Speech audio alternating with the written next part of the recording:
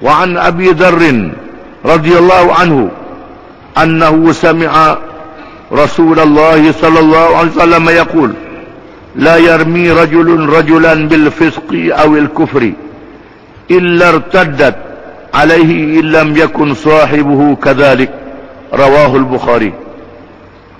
Dan daripada Abi Dzarr radhiyallahu anhu bahwasanya dia telah mendengar Rasulullah sallallahu alaihi wasallam bersabda, tidaklah menuduh oleh seorang, yakni seorang Islam, akan seorang Islam yang lain dengan fasik ataupun kufur, malaikat kembali kepadanya jika sekiranya yang dituduh itu tidak begitu.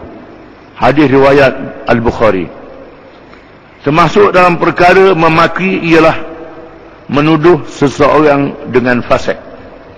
Pada kawan tu tak fasik, tak jahat pun dikata jahat, maka jahat tu balik pada orang yang menuduh, balik ke dia. Orang yang menuduh jadi fasik. Fasik mengikut istilah syarak ialah mereka yang mengerjakan dosa besar dan terus menerus mengerjakan dosa kecil.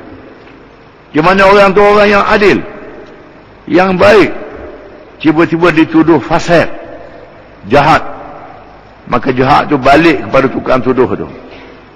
Ataupun menuduh kufur, dia kata kawan tu kafir, padahal tak kafir. Kafir ni ialah melakukan perkara yang membatalkan Islam, sama ada dengan perkataan ataupun perbuatan ataupun hati. Perkara hati itu urusan Allah, bukan urusan kita. Perkara perkataan, perkara perbuatan, ini boleh kita dengar dan kita tengok. Perkara perkataan ialah ucapan-ucapan yang menunjukkan dia kafir.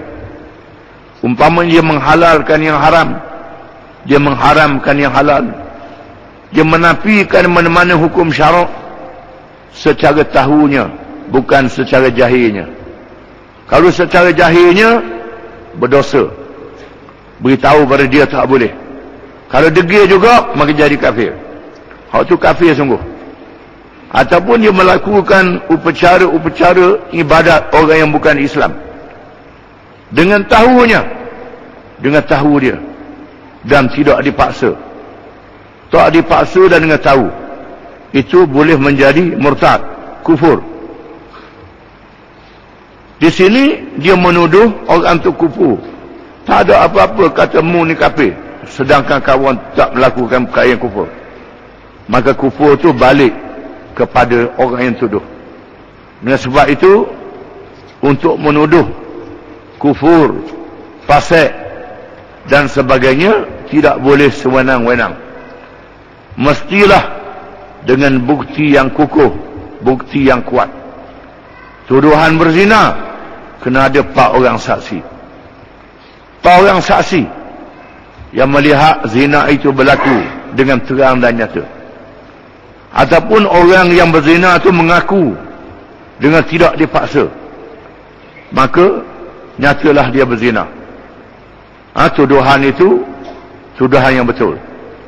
Di sini tuduhan yang tak betul, maka jadi pasal orang yang menuduh.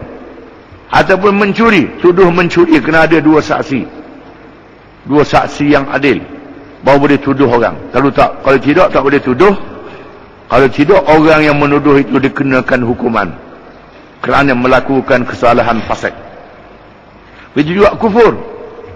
Kufur ni hukumannya ialah bunuh setelah diminta bertaubat. Bila menuduh seseorang itu kafir, bermakna boleh diseret ke mahkamah dan dijatuhkan hukuman murtad. Oleh kerana itu tidak boleh sewenang-wenang menuduh seseorang itu kafir ataupun fasik. Yang ketiga,